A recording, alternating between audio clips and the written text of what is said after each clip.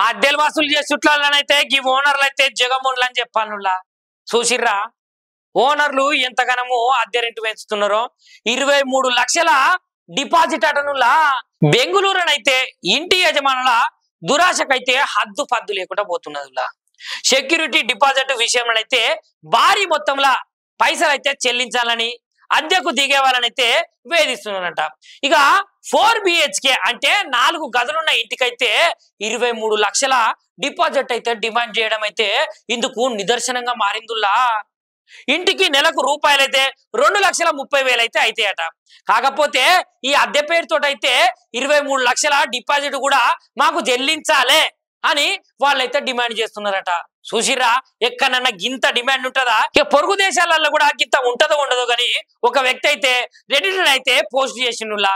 ఇంత deposit New York, Singapore, Dubai, London కూడా లేదు, మీరెందుకు గింత తీసుకుంటారు అని మస్తుగానం అడుగుతున్నాడు వాళ్ళను.